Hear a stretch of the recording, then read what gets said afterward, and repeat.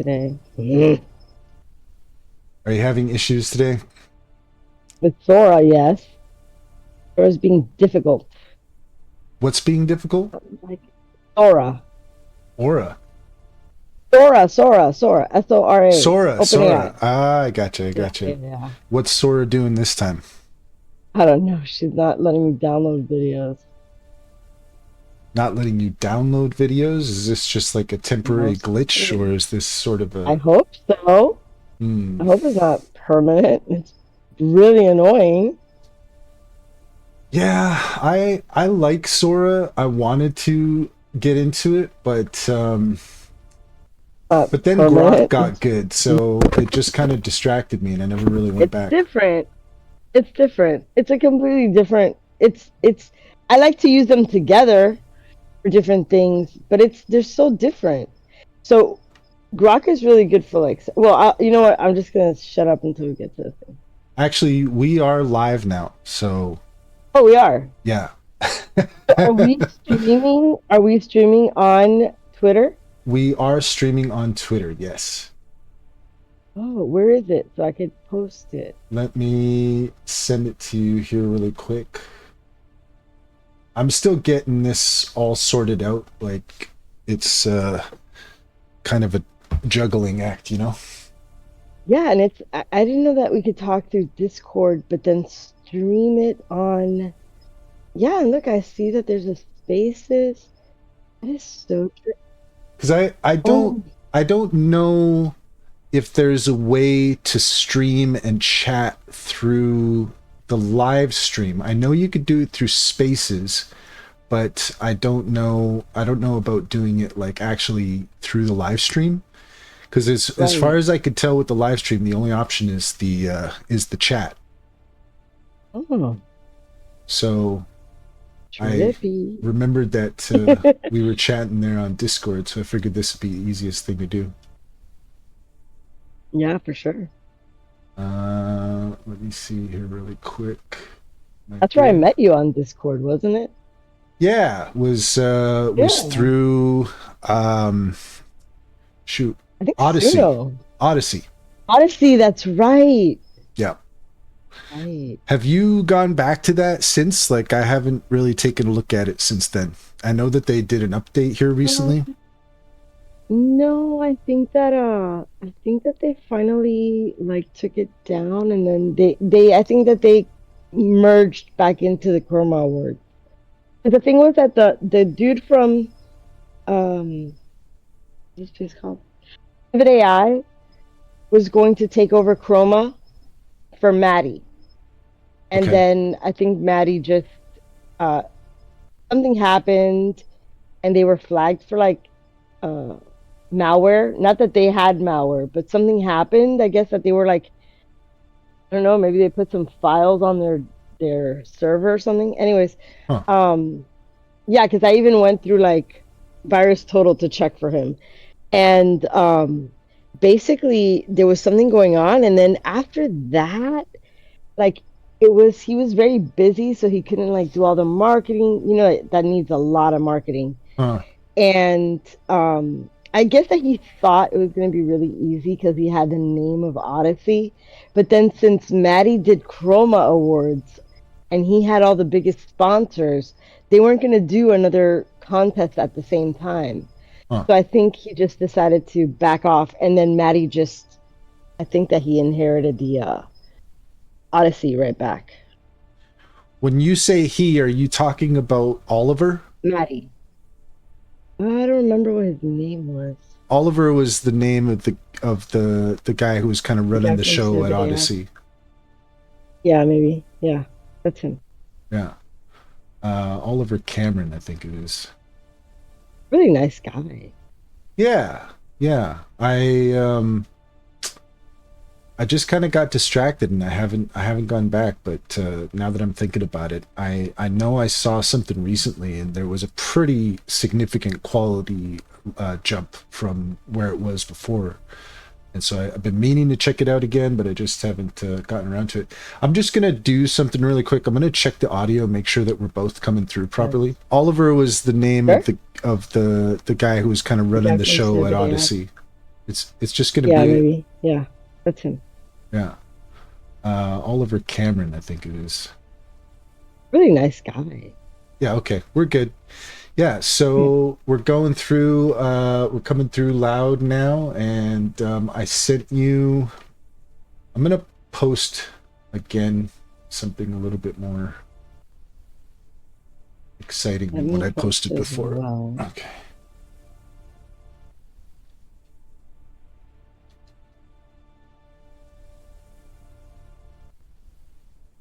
Okay. Hello? Hello. Yes, okay, good. I'm just Okay, typing there here we go. really quick with my two fingers.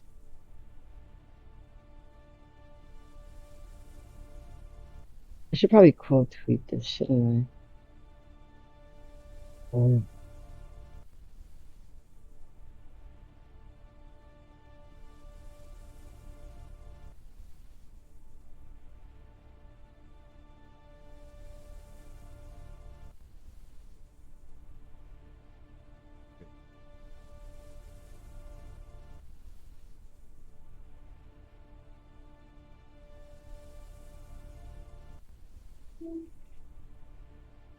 This would be like a podcast, right? A podcast you've been starting?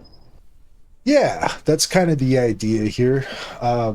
What happened was I was actually watching an AI music video show, and I saw a really cool video that I liked, and so I just said something to the creator, and they kind of sent me a random a random message back, and we're just like, "Thank you so much for saying something. I've just been feeling really kind of down because I'm not getting a lot of attention."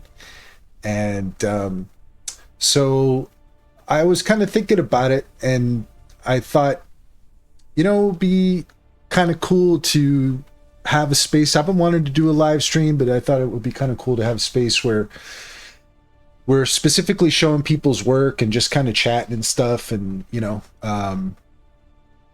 something that kind of creates a little more sense of community and interaction. Community. Yeah. Yeah, yeah. Because I think that well, you tell me what you think of this, because my feeling is like within the AI space, like first off, there's a lot of people who are in there creating stuff and some really Mhm. cool stuff. But what I kind of thought was like, back in the day, if there was a cool song, you'd probably hear it at the bar, you'd hear it at the grocery store, on the radio or something, but you don't really get that with stuff that's created in the AI space, because Yeah. everything kind of depends on whether or not you're already following the person or if it just happens to show up in your feed. And Yeah. it's not always easy to get noticed, but We're uh, beholden to the mighty algo. yes, yeah, and it can be fickle. Sure can.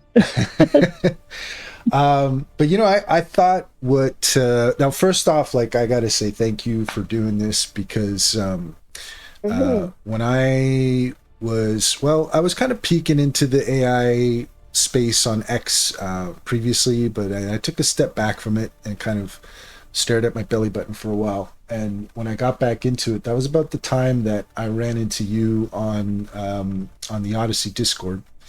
And Oh, since then, you've really been kind of the person who sort of opened the door. Not that I couldn't have walked through it, but you kind of sort of introduced me, I guess, to um, the AI community to some degree. really? Wow.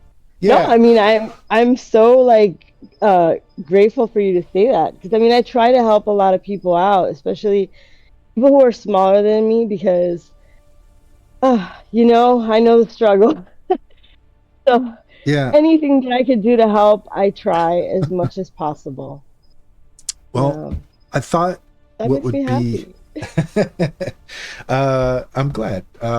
Yeah, no, I mean, it just, sometimes you kind of need somebody to hold you by the hand and kind of go like, come on in, it's okay, everything's going to be fine. It's like, okay, Yeah, no, and it's a really big community, so it's like, it's a little difficult Yeah, to get in there, but yeah. yeah.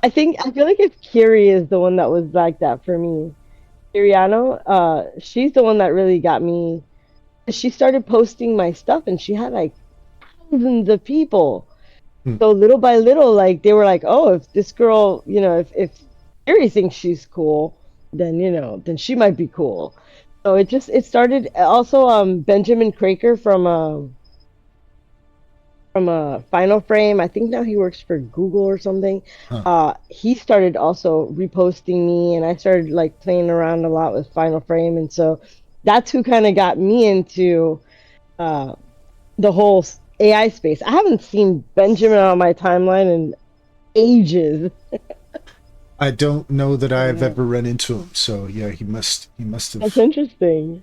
Yeah, Sorry, what was who was the first person that you said? I didn't quite catch that. Kiri. Hmm. She used to work for Luma. Okay. It's another one I'm not sure I'm familiar with. Is she still active? Yeah, that's the one that has no spoon. Hmm. Let me Weren't you there when we were doing the contest and the whole thing? possibly, but my memory is not 100%. I What feel that. let me look it up here. We'll do a little bit of a shout out. How do you spell the name? Do you know the KY Kiri oh, Kiriano. I know that's how it sounds, but I forget how to spell it. I always spell her name wrong. Hold on. Kiri. Okay. KYRANNIO. KYRANNIO?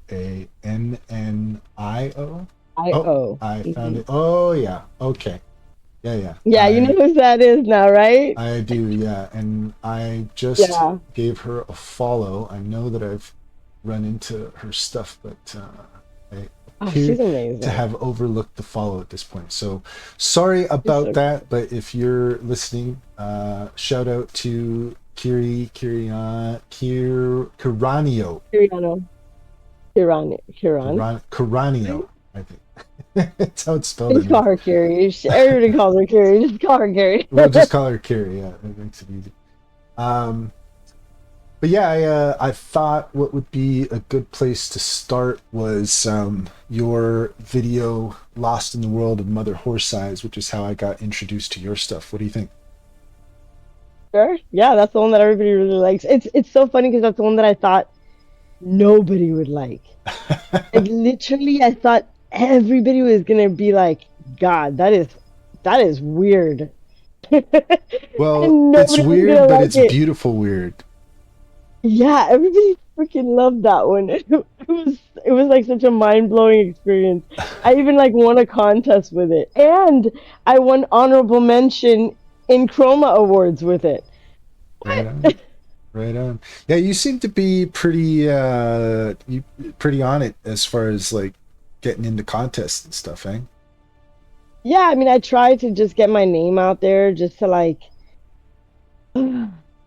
just so I could have like credits. Yeah. No, I want credits. But well, I have lots and lots of ways to make whatever I can dream up of.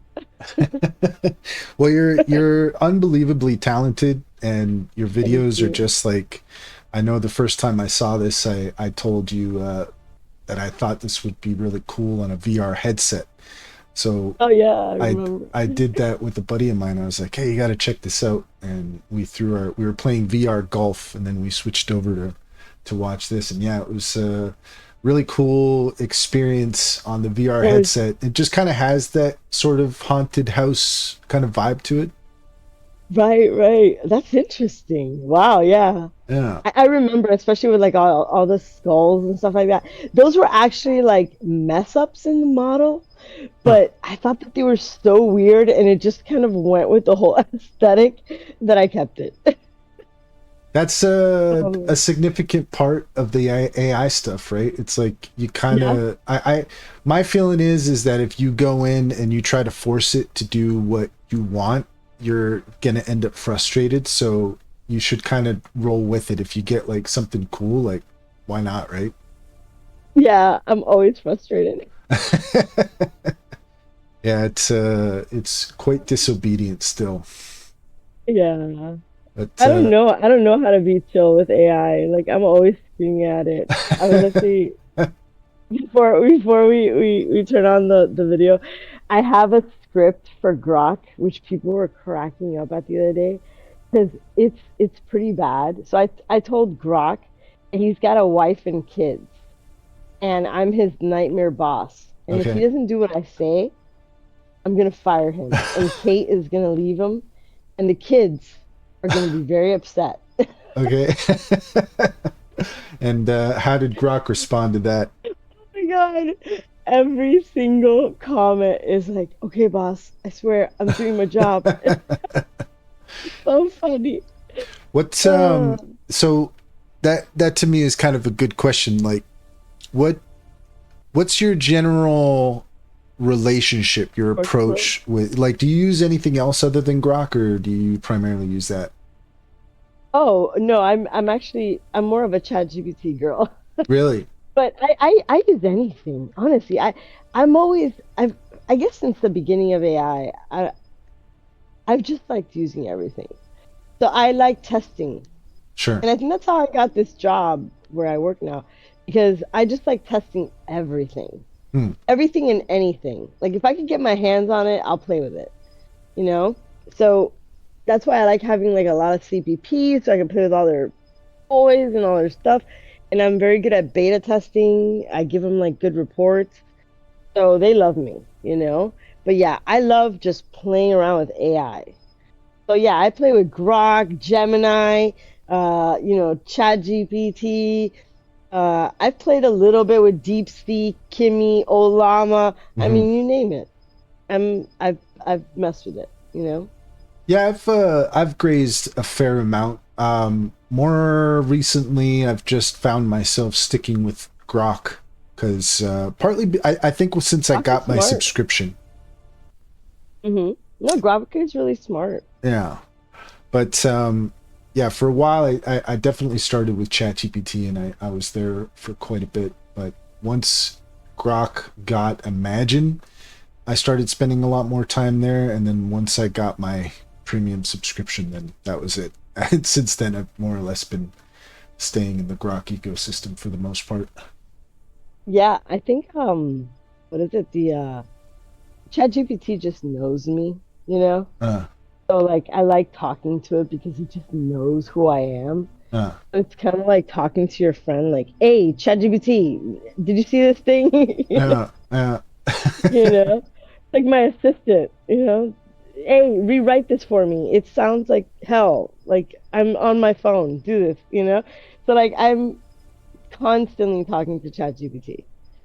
I wish I wasn't. I wish I wasn't so like dependent on it, to be honest. It's kind of a thing now, isn't it? Yeah. No, Yeah, it really is. I kind of like, I recently got earbuds specifically so that I could more easily communicate with Grok, specifically when I'm kind of out and about. So, you know, Mm, it's interesting. just because, like, before I just had my headphones and I didn't really have a proper mic, and it was a bit cumbersome. And then I thought, you know what, let me get some earbuds to make things a little more user friendly, so I can kind of walk around my place and not fiddle with a cord all the time. But yeah, So I have wireless headphones. But yeah, yeah. Well, how about we take a look at this video here? sure, go All for right. it.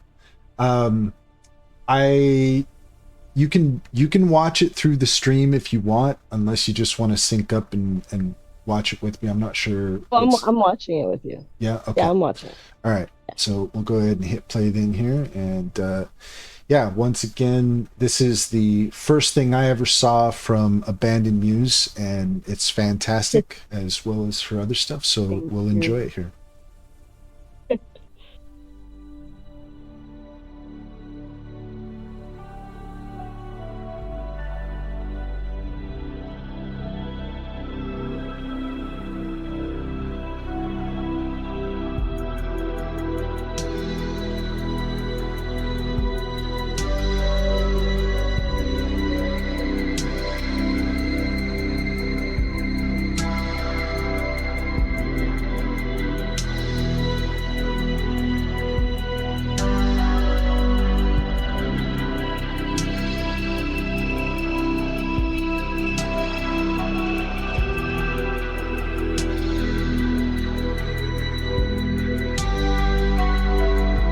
is.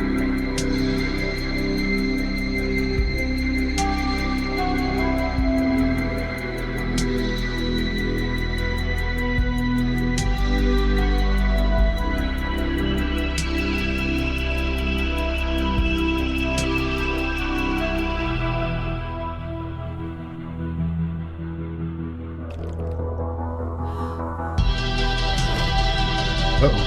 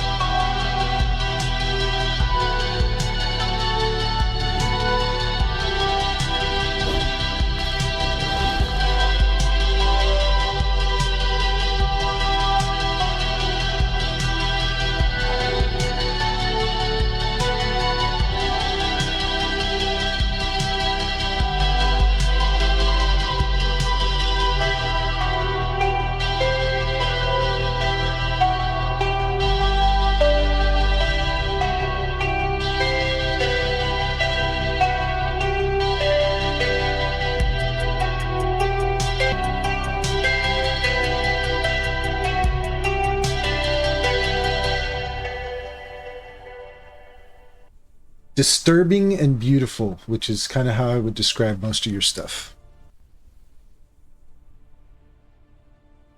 You still there? Yep, I'm still here. Okay. Yeah, I'm sorry. Is that Yeah. I think there's like a lag or something. Anyways, yeah. Yeah. No, just like I so what did you use for the music? Is that Suno there or did you use something else? That's Suno. I think I messed with it on. I, Sometimes I mess with them outside of Suno. I can't remember. I think that is one of the ones that I messed with because I think that that's like it was like a really big file. I remember. Is when I mess with them, they become like 300 megabytes.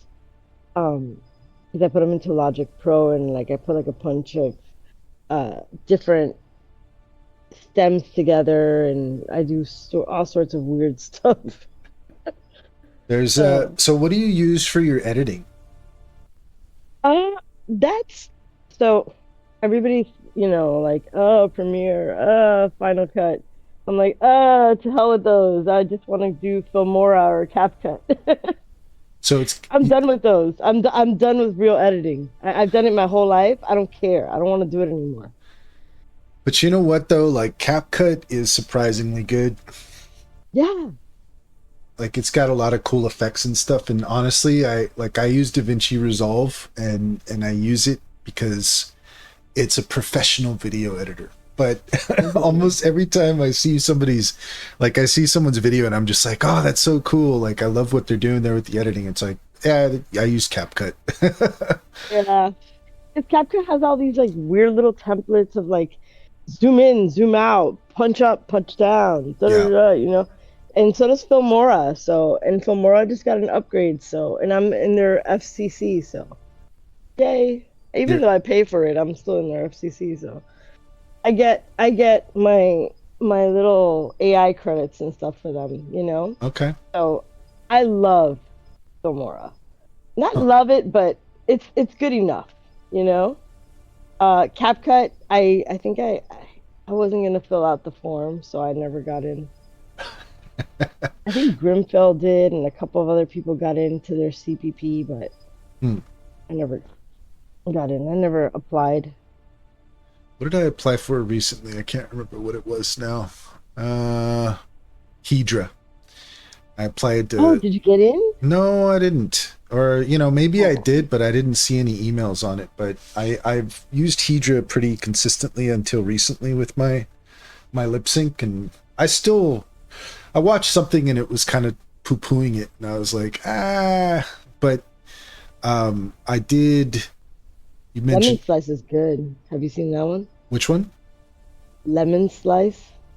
No, I haven't heard of that one. Really? Oh, No. lemon slice is really good. Okay. They're really good. They're a little expensive, Hmm. but they're really good.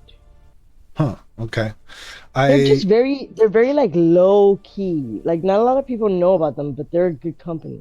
hmm. Okay. Yeah, I'm using OpenArt right now, and that's not Hmm. one of the models that's available. But you did mention like in the lip sync on one of my recent videos from I used Mhm. OmniHuman, Oh, and nice. that's like probably the most expensive option through OpenArt, but the Hmm. results kind of speak for themselves. You know, it's pretty good stuff. Yeah, the thing is that I can't deal with like so I did Lost, right? The first one of the first things that I did, it was through the second so I had done Odyssey number one, and then I did Odyssey number two. Odyssey number one, I did it with a friend of mine, and we like kind of got in a scuffle in the middle of it. We finished it though. And then Odyssey number two, we did, I did by myself. And that's the one that I did lost. And that was 5 minutes. And after that movie, I have not wanted to do any more lip sync. It is so much work. Yeah, I just yeah. like Sora for that reason that I'm just like, just I put in the dialogue, you do it yourself. You know what I'm going towards now, because I was, using Hedra and stuff like that, but I've kind of changed my approach where I'm just putting in the dialogue and then re-recording my audio, Oh, yeah, like that's how overdubbing it it. works. Yeah, Right. I mean, and that's just um, for I guess consistency. Hmm. Although I mentioned previously when you posted the podcast one. What was that one called again? The kind of X Files Ooh. podcast thing that you're Oh, doing. the Nightmares podcast. Yeah, yeah. Yeah. I was kind of surprised by how consistent the audio was on that. Um, Yeah, no, Sophia. Yeah, that's the one that Sophia's doing. We were using I was using VO3 with that one, 3.1. uh-huh. Yeah, Yeah, see, I don't lip sync. I just put them in through models that do it now. yeah. The only thing about that is just like consistency, because but that was pretty If you consistent though. prompt it. Yeah, you have to prompt it. You gotta just prompt it right. Hmm. Yeah, I could show you. I mean, I told you it was like just put like male American voice and female American voice, Okay. and or if you want British or if you want like a German accent or Uh-huh. but you have to put that in and put it in like real big capital letters, Uh, and then put your dialogue in regular uh capitalization. Just like normal sentence structure. mhm. And yeah, I mean, you saw. There was some that were a little bit more difficult than others, of course. Like there was some that I did like five, six, seven, 8 times to get it right. But I never had that problem that it was like, um, for example, one thing that Google loves to do, and I'm sure anybody listening and you will understand, that it loves to switch the speakers. Yeah. Like it knows that the female is the female, Uh, and it knows that the male is the male, but it likes to switch the speakers. yeah. It wasn't doing that. Okay. It wasn't doing that. Huh. Yeah. Huh. Yeah, that's like just the nature of the beast, right? When it comes to Yeah. generation, you just roll the dice, and if it doesn't work out, you try to fix your prompt, and you know, Yeah. yeah, Exactly. That's what prompt engineering is. Exactly. yeah, yeah. How uh how I don't know. I'm trying to I want to ask you like how you handle your prompts, because I've seen some people get really like they use, what are they called? Is it Jasons? Jasons? Yeah. JSON. The Yeah. the Jason. the Jason style? I do not use that. Yeah, I don't like I don't know. I seem to get fairly good results just kind of winging it. Yeah. Script writing. Yeah. Yeah. I I think my favorite is scripting. Like if I could put it in a script format, like I'll just write something and then I'll give it to ChatGPT to structure it in a script format yeah. and then I pop it in, you Yeah, know? yeah, yeah. That's probably the biggest difference between what I was doing before and what I'm doing now. Is I definitely am running everything through AI, Grok in my case, but taking everything and kind of passing it through Grok and getting something Not more that it's refined. Yeah, no spelling mistakes, no grammar mistakes. I mean, not that I have a lot, but yeah, I still have, and if I'm trying to do something fast and I'm not in the mood to Yeah. to write, I just want to like create something. This is the thing about AI. It's like it's almost like what it reminds me of? It reminds me of being in the dark room that like you would put in your picture and then you'd wait. You'd put it in the little tub Uh and then huh. you'd have to like wait a few minutes for it to reveal itself. Uh huh. That's the same Sure. dopamine hit that I get Huh. from AI. Huh. Because you have to, you put in your prompt, it's like, oh, what is it gonna do now? Yeah. And it's the same thing. It really is. Sure. Sure. Yeah, I can see that. Yeah. Hmm. So that's a good segue. So your background is in photography, right? Yes. Yeah. So tell me about that. Like, how did you get started with that? Like, you're a professor of photography, if I'm not mistaken. Yes, I was a professor of photography before COVID. Wow. So I got into it around 8 years old, believe it or not. My mom had a camera, Okay. and I remember taking that camera to all my little field trips. I loved taking pictures. I loved um, just memories. I'm a memoryaholic. Hmm. Um, I love just the nostalgia of it Hmm. and the whole feeling of remembering back and things. So, uh, yeah, I mean, I started at 8 years old, and then like around 21, I remember I was hanging out with these hippie cats. They were all just like real hippie cats, and we would play music, and you know, we kind of had like a little band going, for a while. And I'm a drummer, Okay. and one of my friends, Alexandra, she's an amazing singer and a drummer, and she was taking this class in photography. She's like, yo, you gotta come with me to this class. It's Hmm. so cool. You just sit there and you make pictures all day long. She's like, you would love it. And I was like, okay, but do I need like a camera? And she's like, yeah, yeah, you need like a manual camera and you need film and and all this stuff and nothing. I mean, like that semester I went to some like photo, I think it was like a photo, what is it called? Like a photo show, I guess, or something like that. Like Okay. where they have like all the cameras. Like I'm thinking gun show where they put all the guns on tables Uh-huh. but it's not. It was all just cameras. And I got myself a Nikon FM2 with a 50 millimeter 1.8 at the time, and the rest is history, as they say. Wow. I loved it. I was addicted. I was addicted. I remember one day my boyfriend came to my house and I'm not to my house, to the dark room, and I'm like, "What are you doing here?" And he's like, "You have to eat. You don't leave this place. You're here from like 9 a.m. to like 10 p.m. You gotta eat." And so he brought me like a sandwich.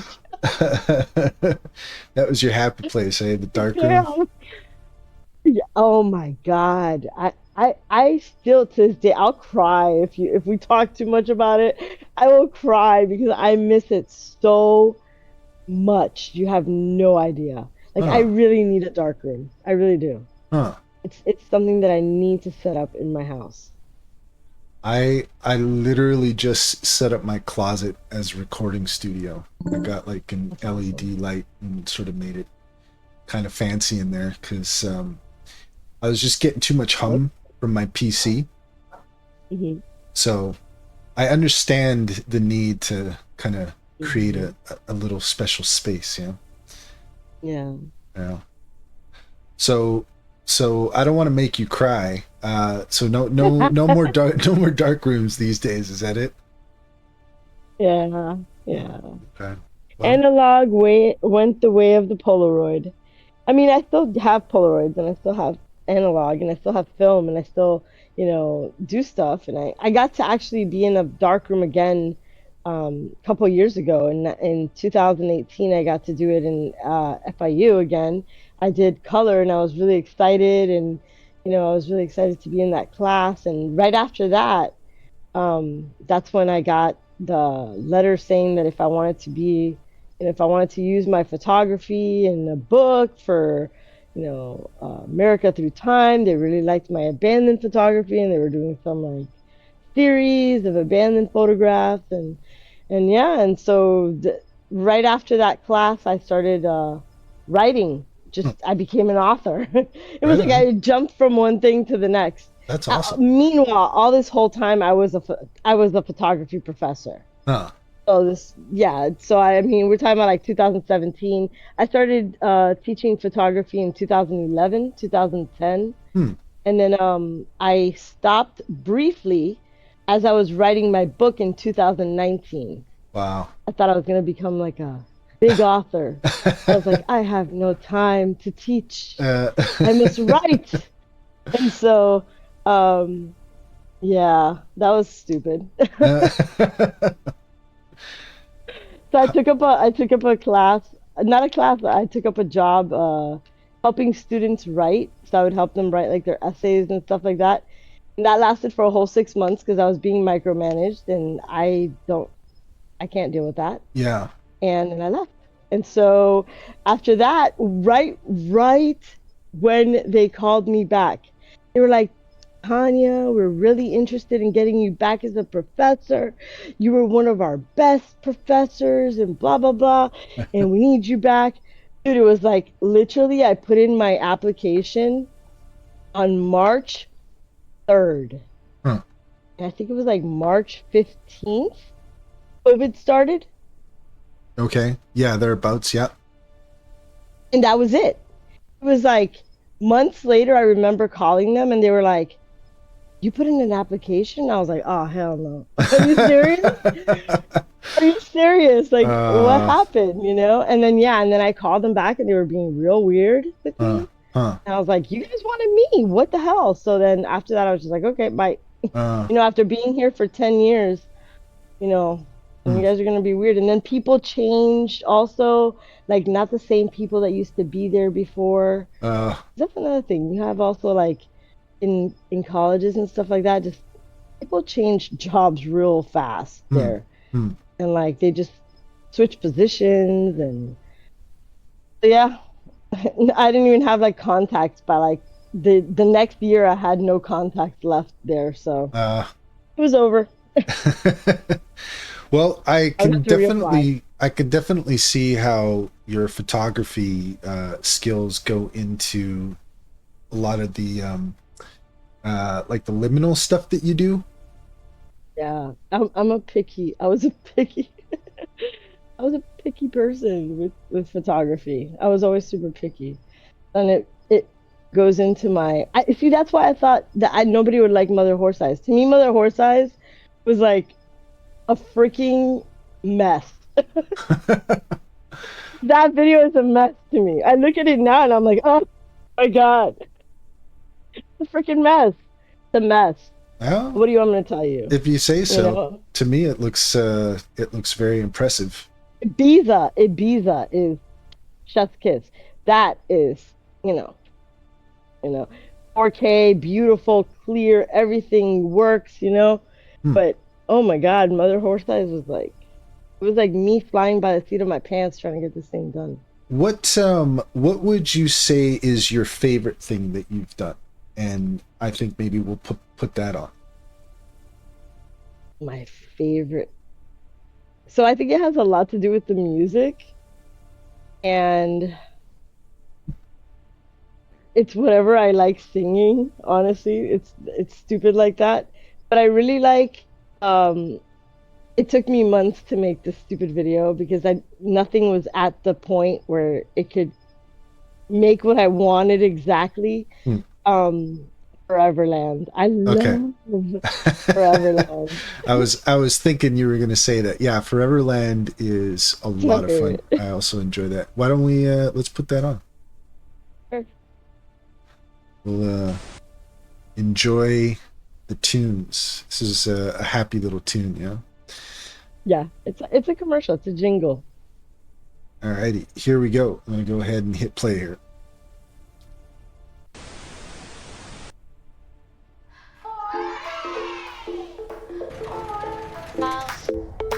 Forever fun, for endless smiles, forever land, forever bright, forever joy, forever light. Your last vacation starts today. Forever land, you'll never stray.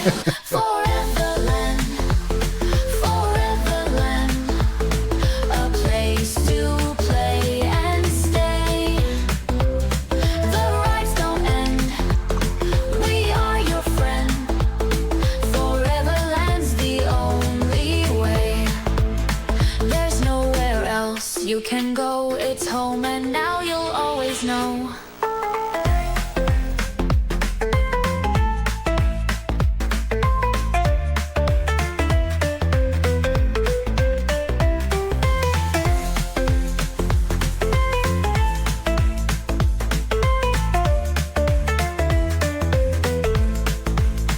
Foreverland, forever smiles, forever fun, for endless miles. Foreverland, forever bright, forever joy, forever light. Your last vacation starts today. Foreverland, you'll never stray. Foreverland, foreverland, a place to play and stay. The rides don't end, we are your friend. Foreverland's the only way. There's nowhere else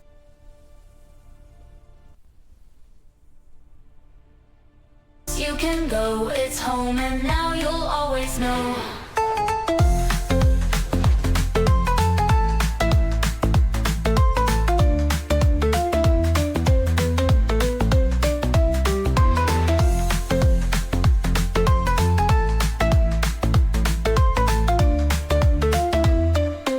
Unlimited fun awaits.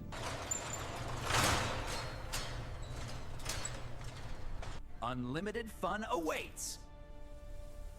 So good. This is this your idea of the afterlife? When you get there, it's just empty roller coasters No. and So so basically this was um okay, so do you know who Nextpo is here on YouTube? no. Okay. Nextpo is a really old school creator. He's got like 3 or 4 million followers. He does a lot of creepy content. Okay. He did an ARG, so an alternate reality game with this other creator called Nick Crowley, who's a friend of his. They That created this world hmm. called Liminal Land. I'm actually wearing the here, let me see if I could if I don't even know how I would get on camera, but I'm actually wearing their sweatshirt right now. Um Basically, it's this world, right? It's like this theme park that you can never leave. It kind of like eats people. And so what it needs is that it needs to eat people. So it lures them in with like promises of like, these rides and these things. And when they did it, the AI that they used, first of all, it was back before like people were really, really hating on AI, like especially Uh, like the millennials and like the Gen Z. uh, But I think that that's why they ended up like letting it go because people started hating on it, on the AI and the whole thing. Uh, But the stuff that they had done was so weird, and it captured my imagination, you know? hmm, And so for months, I'm talking about like I think they did that like in 2023 okay. or something like that. And like all of 2023 and 2024, like my brain was like liminal land, liminal land, liminal land, right? And then when like every time that I'd do like clips, I'd make like these weird clips and I'd like, send to them around like this theme park and like, I was like, I want to make this world, but I want to make it my own. Like I want to make it my own version of that. Hmm, And I'm not going to make it exactly like that. hmm. First of all, because they didn't have like good references. Like I couldn't really see. If you go to their website, you'll see what I'm saying. It's kind of like Like the stuff YouTube? is cool, but it's just really old school Mid-Journey. Yeah, it's like Mid-Journey like 2.0, Okay. you know? It's really blurry and weird, but Hmm, it's really cool. It'll capture your imagination, certainly. And what I really liked about it was just everything that they had written. And yeah, so I mean, little by little, I just made my own little ideas towards it. I didn't create a whole world like them, but I figured if I could make like a little commercial for it, I thought it would be funny. But that commercial was like literally like pieces and pieces and pieces over months. I think it took like 10 months or 8 months or something like that. Like every time I would get like some like free generations huh, or free videos or something, I would try to make little pieces like the popcorn and huh, the like the guy walking through that yellow hallway. That's like super old cling on free pick. huh. And then yeah, then the other part was like VO3 were the really really cool shots. Hmm, Then there's stuff from Hallyu when it first came out and hmm. uh Minimax, sorry. Um and I mean everything like that is such a mishmash of clips in there. You have no idea. Yeah, I mean, it all manages to stay pretty cohesive throughout, so that's pretty Yeah. impressive, Yeah. especially if it's like older models that you're using there. What's Saga AI? I see that you've got Saga AI hashtagged here. Oh, that was actually who I used for the storyboarding. Okay, And I actually did it agentically, believe it or not. That was when ChatGPT first came out agentically. okay. So the wonderful thing about ChatGPT using it for this was that the idea of liminal land and the rides that are in liminal land Hmm. were crazy. Like I think that there was one that was like it's like oh my God, it's like some spinny thing, but it has like all these like hands coming out of it. Anyways, Okay. that's kind of like where you see that weird thing that looks like a cauliflower that it was like, but it's supposed to be like maybe like a gravitron or something, but it's with like arms, not arms like hand arms, but like just like a tentacle looking things. I think I know what you There's a mean though, part in like there. Gravitron, but like with a bunch of arms and stuff. Yeah, if you go back, you'll see it. It's like, yeah, go way back, go way back. It's like almost at the beginning. This thing? No. Uh, It's pretty much the Yeah, beacon. I think you passed it. I think you just passed it. There it is. No, not that one. It's one right before or right after that one. You know which one I'm talking about, I think. Anyways, so that one, dude, so that one was so crazy. I didn't even know where to start to write that, you know? Hmm. And so what I did was that I told ChatGPT, I'm like, listen, log into this account, okay?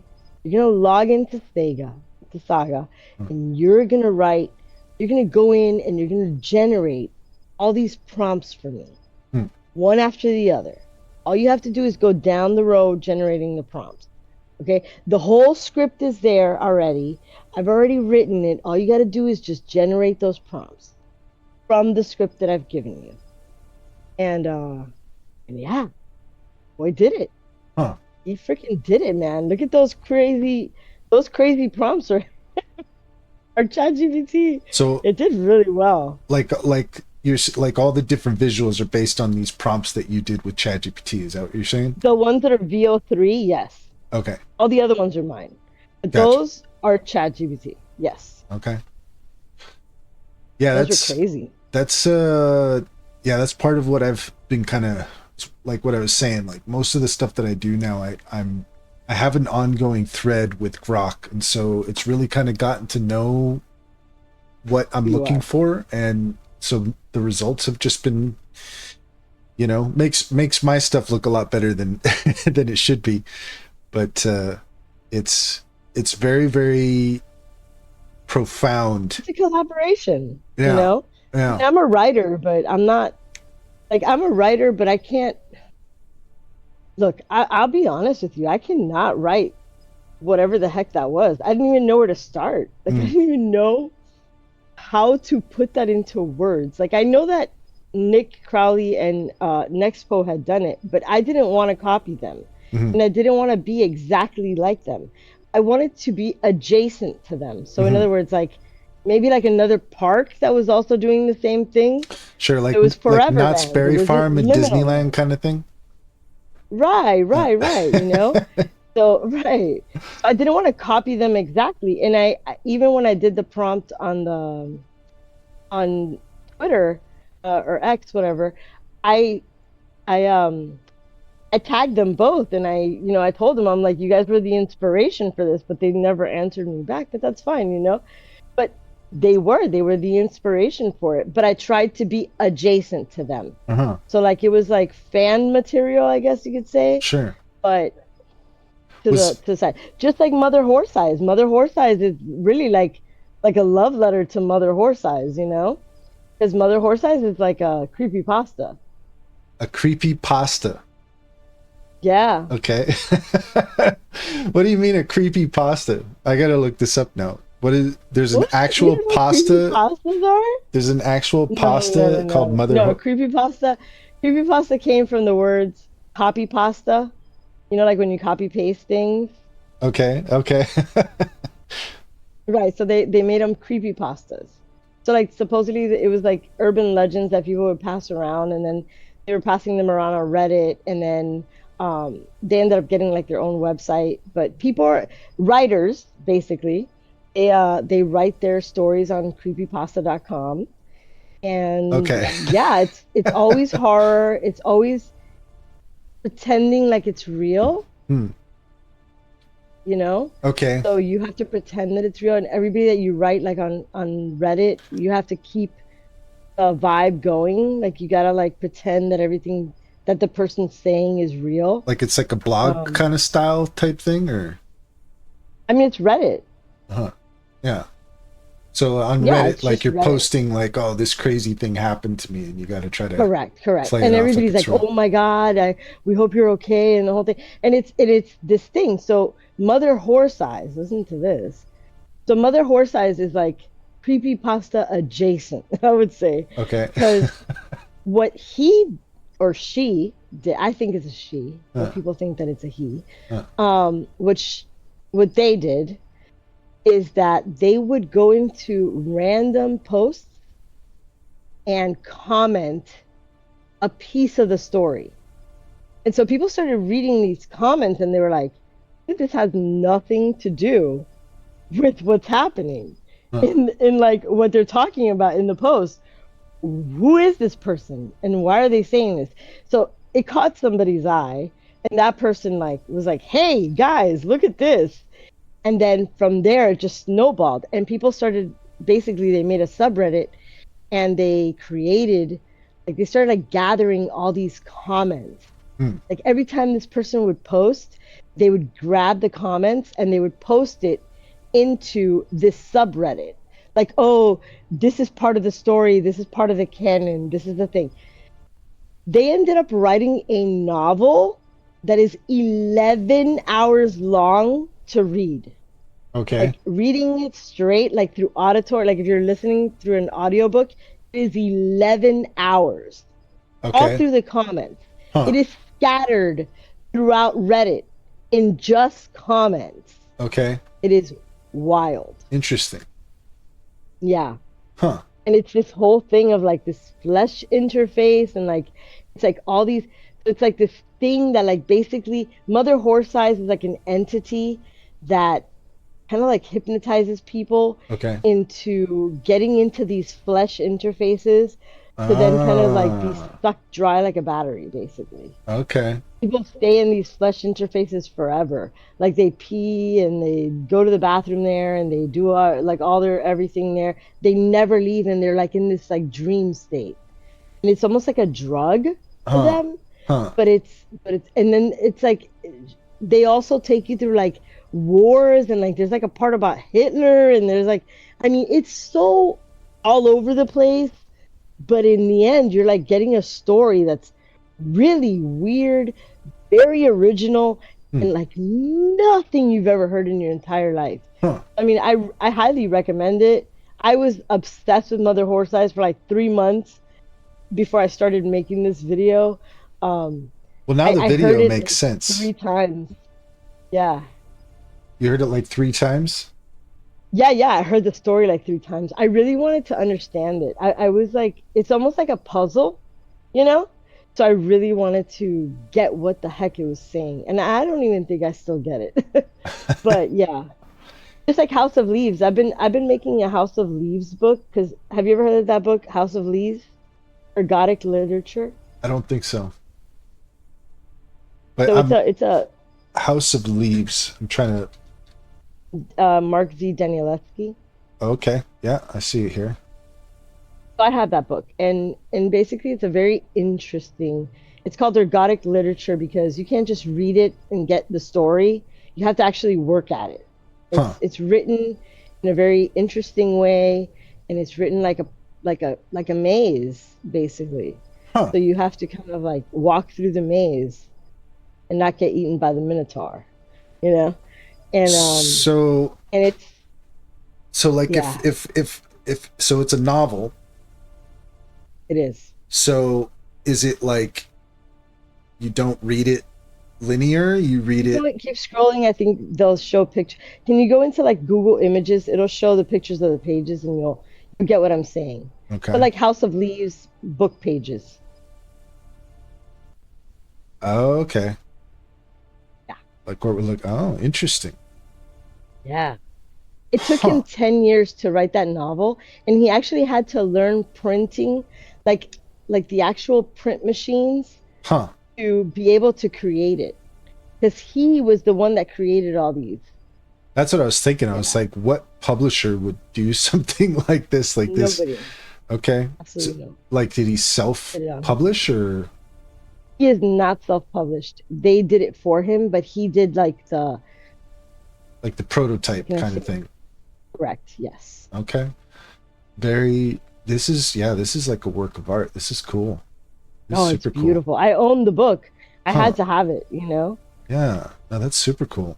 So, like, is it what I was trying to ask before? Like, is it where you kind of don't read it from the first page to the end? Like, you kind You of do. You do read it from the you. first page to the end, Okay.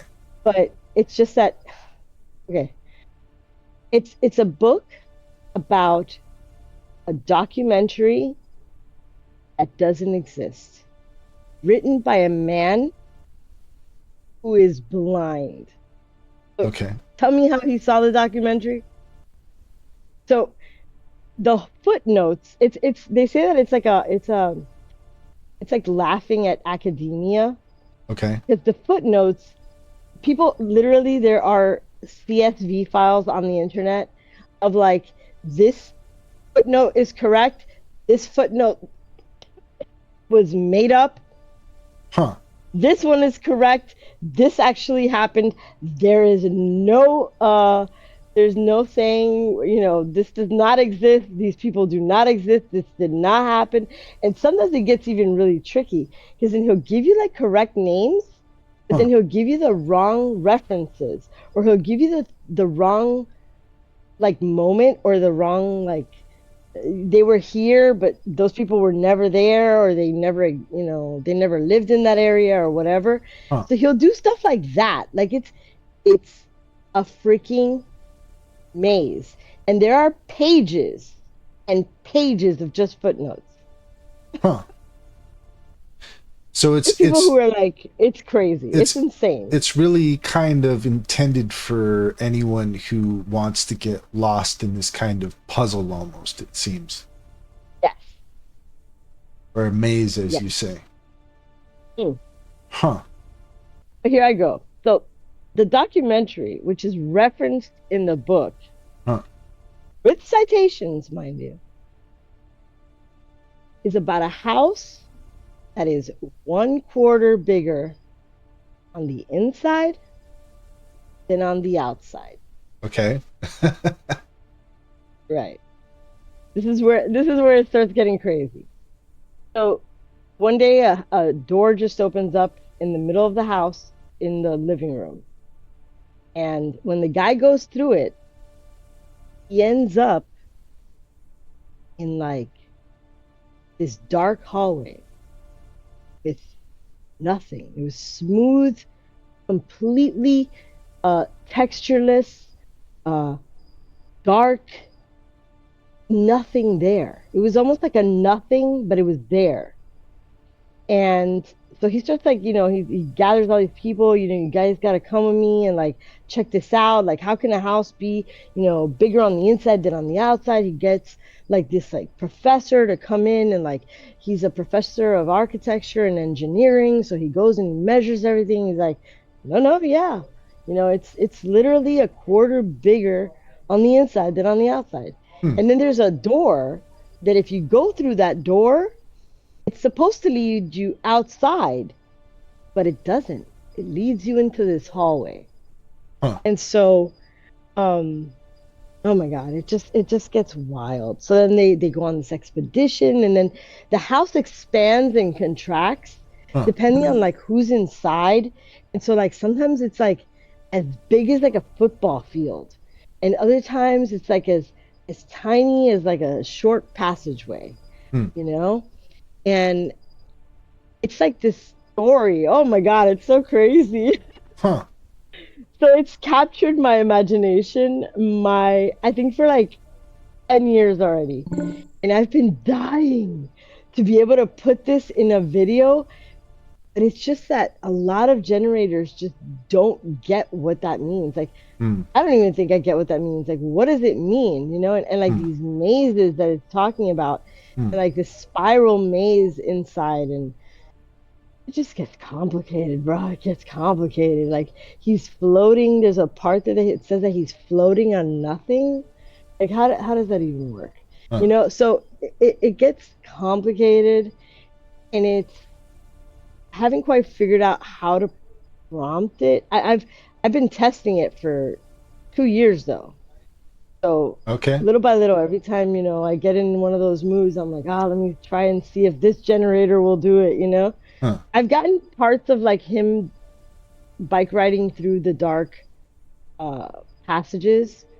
I think I even posted one time, but that's about it. It Like seems that's like that's as far as I've gone. it seems like the kind of thing you'd really have to sit down with AI for a while and kind of like chat Oh, through I it. have. Yeah, I bet I have. if you've been doing it for 2 years. Yeah, yeah. Me and ChatGPT have got ChatGPT knows me as like that it's one of my favorite novels. It's No, gotten to that point. this is Yeah. very cool actually. Like this is the kind of thing you want on your bookshelf just because it's so unique. Right? Yeah.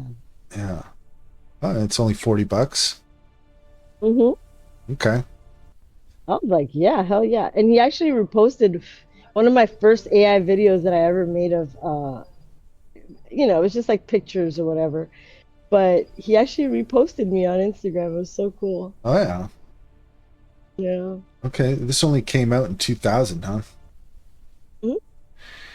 You just got to wonder what like I always am mystified by people who do stuff like this, and you just kind of go like, Yes. where did you come up with this? You know, like, Oh, where did you no. wake up one day and say, this is what I'm gonna do? I'm gonna spend some time putting this together. It's 10 years. yeah. 10 years. Huh. He's the brother of oh my God, PJ Harvey. Oh yeah. I like PJ Harvey. He's her Yeah. he's her brother? Yes. No way. Yes.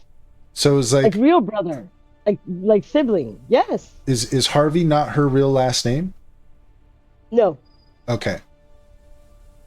So it's got to be They Danielewski then. even did look up PJ Harvey Haunted. Huh. Wait, what? That's that album. It's called PJ Harvey, and her album is called Haunted. Huh. And that whole album is about House of Leaves. Interesting. Yeah. Okay. So it's huh.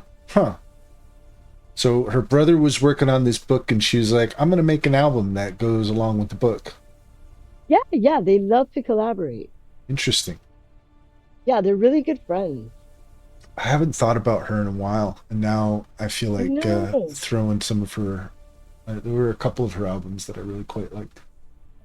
Yeah, she's really cool. And so yeah, so it's like a whole vibe. And then so I don't know if you know, but well, I guess you do. I come from abandoned buildings, right?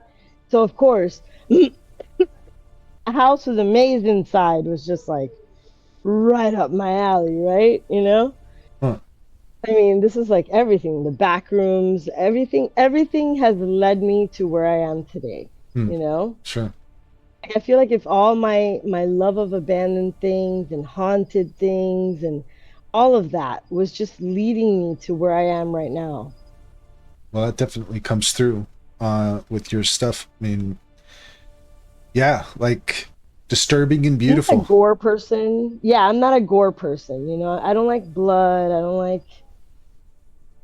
Yeah, I don't the like chopping. the mother I horse size appreciate kind it though. I of. love Ed stuff, you know. I think maybe It's that's really why. fresh. I think that's maybe why I like the mother horse size video you did, because I'm not a huge fan of that stuff either.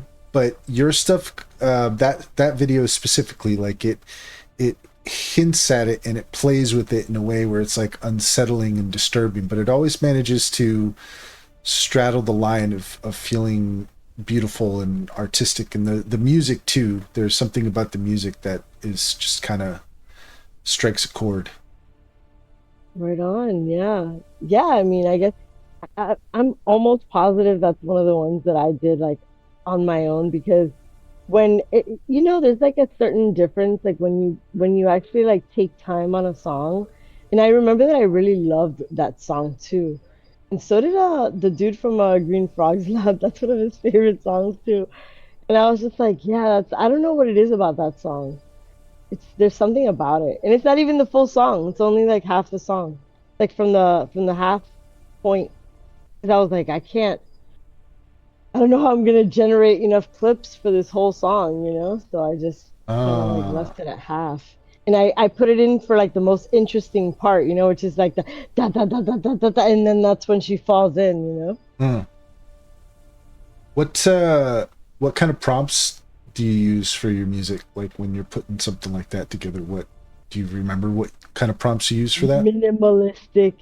I think that one. So Suno and me, I'm always fighting with Suno because Suno loves to add drums, and if you notice, that song has drums, and I kind of like left it in there. Yeah. But I usually like to do like cinematic, minimalistic, Uh, like minimal. Yeah. It's funny. That's another genre that I really quite enjoy and I haven't listened to in a while. Now I feel like putting some minimal on. yeah, deep bass, Hmm.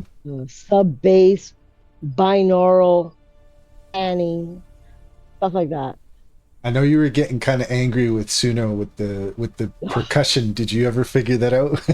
No, Okay. no, I still have to go in. I have to go in, take out the freaking stupid drums, and then I save it, and I'm like, ha, I got you. Sometimes it leaves the drums in. Even when I have like it like crosses over. It pisses me off, man. Yeah, Like ambient doesn't require freaking drums. There are songs that do not require drums. Why must you add the drums into everything? Why? no, Yeah, I get mad. I get mad. I get very mad. I'm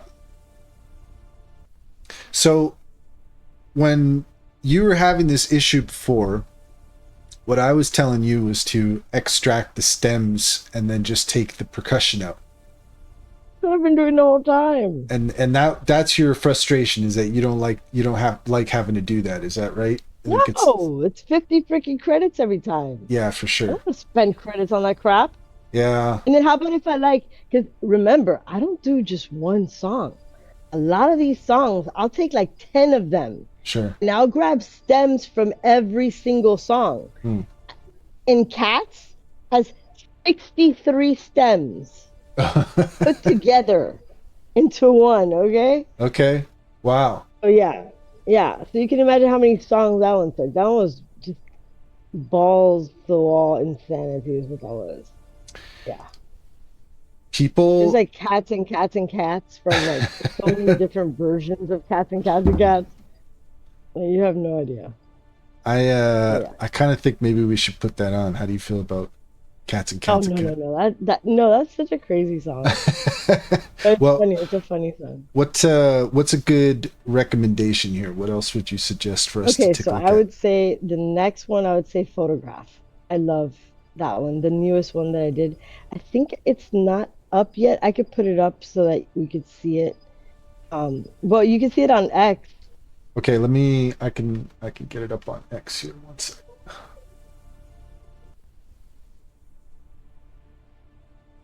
I think it's our best bet because it's gonna come out on Valentine's Day. Okay, you heard it here first, folks. That's right. That's right. Oh. Uh, let's see. Where can I find it? Would it be under your Oh. media, maybe? Go into highlights. Go into highlights for sure. Okay. No, go up, go up, go back up. I'm as far up as it goes. Oh, there you go. Okay, so go to highlights. Yeah. Yeah. Yeah. I'll go down. It's Oh, not. I'll Is go it down. down? Okay. Yeah. It used to be pinned, but then I pinned the last one. Okay. Going down, down, down.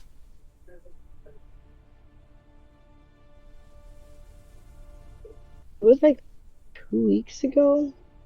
Okay. I don't post a lot. Yeah, you've been doing a lot of these cool, glitchy water kind of things here recently. What's it called again? Photograph? That one's like glitter core sparkle core, glitter core sparkle core. Oh, glitch core. Glitch There core. it is. Sorry. It's got like three different. I put in like a mishmash. Yeah, it's right there. This one? Not the no, the one above it, the one with the guy. Yeah, no. I guess we're the one with the guy. The girl. I see a girl now. I don't know The- if I'm like lagging though. yeah, I think you're a couple seconds behind me here, but Yeah, I is mean it says my photographs. Yeah, my pictures. shoot. Sorry. My Yeah, that's the one.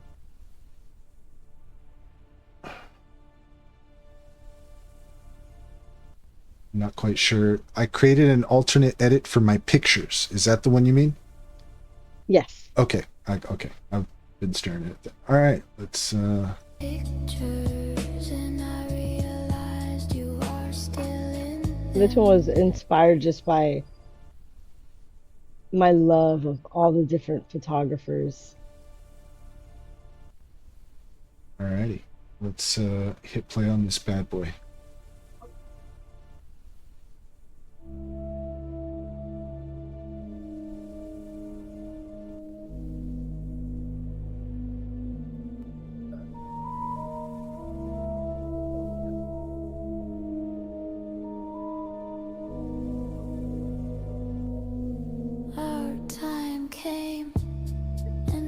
And this one's just time. Suno. There is no logic The in here. It's days just we plain spent, Suno.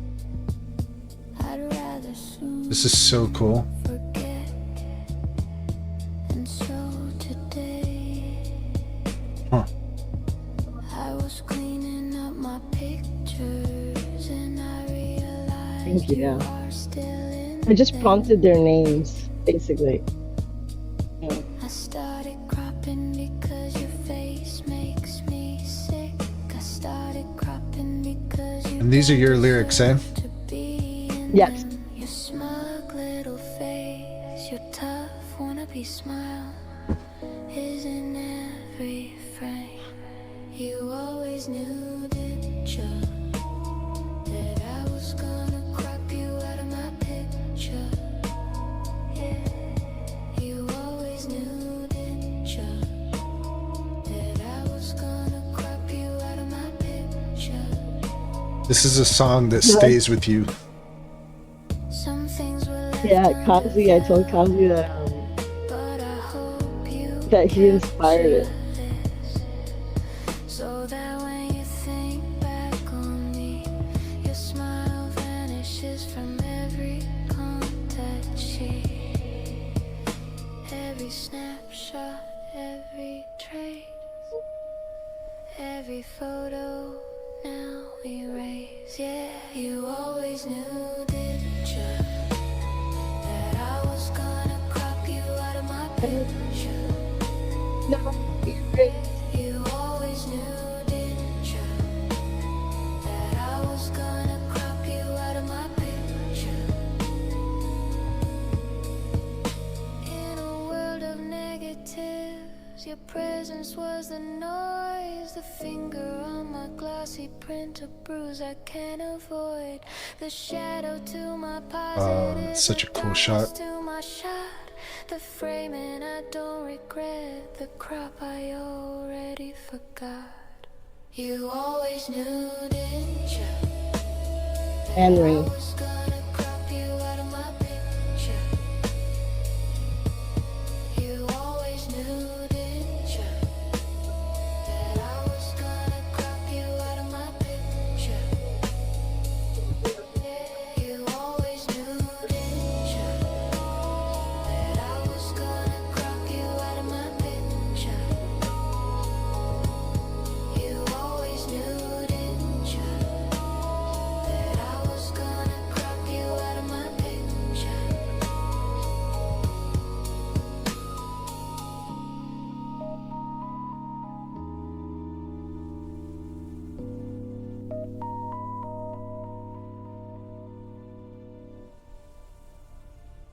You're so fucking talented. Like, that's so cool.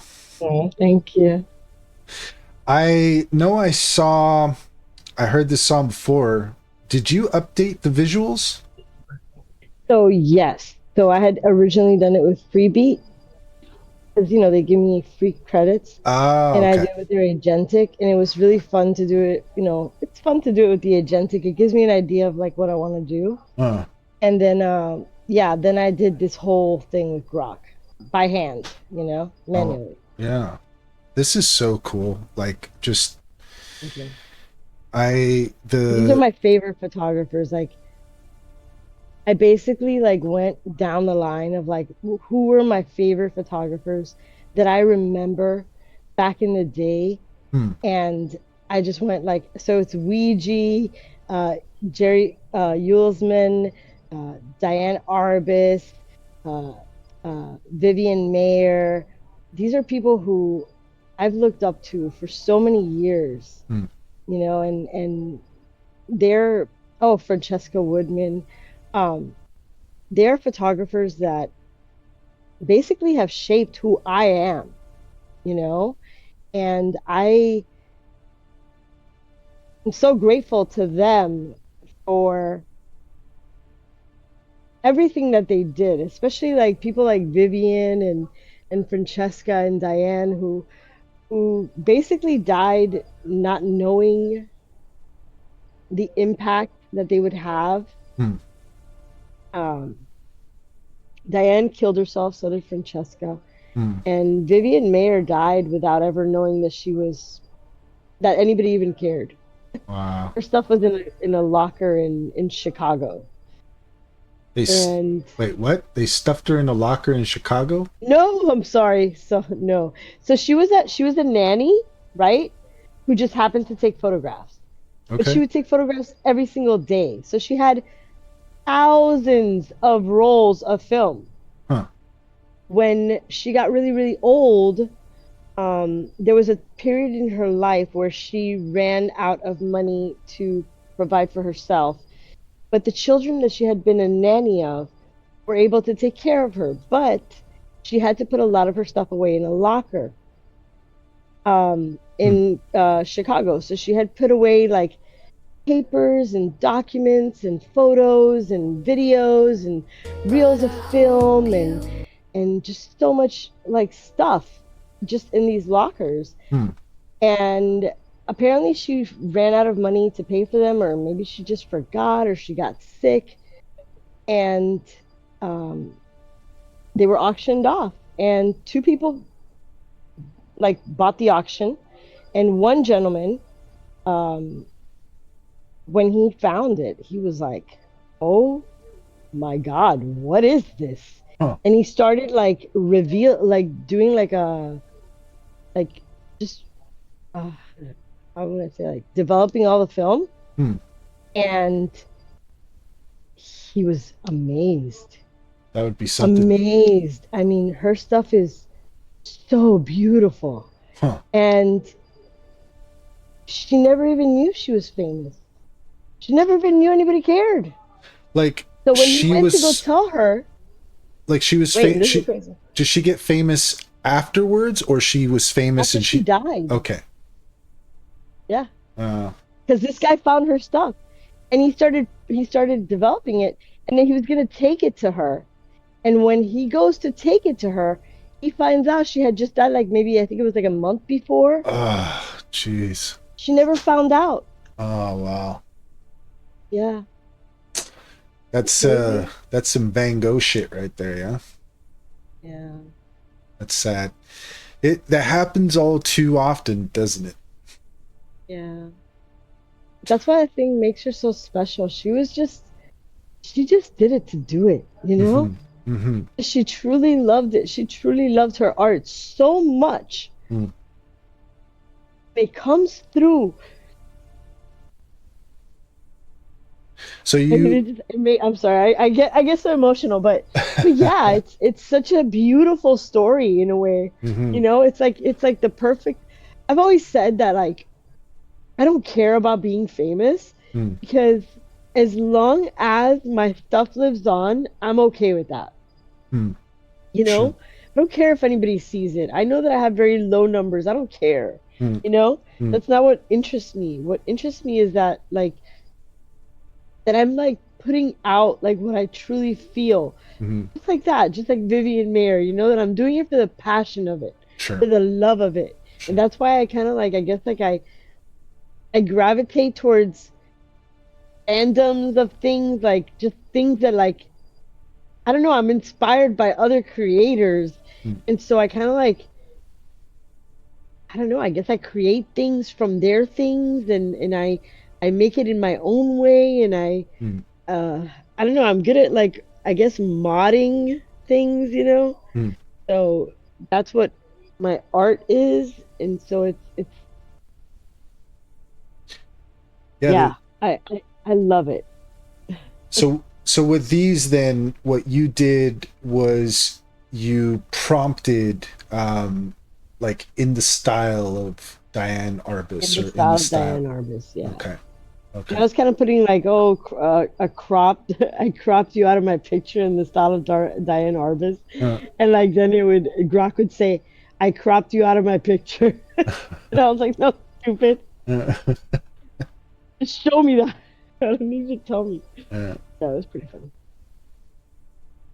Well, there's yeah, I mean, you just it's the thing about art is that so much of the good stuff you have to dig for it, and so much of the stuff that's just like mass produced and accessible is it's in your face and it's loud but you know, is I, there's a place for pop art, for pop, you know, culture type stuff and everything, but generally speaking, the emotion, the texture, the thought behind everything, it's like you gotta dig for it. And a lot of those people exist in that space.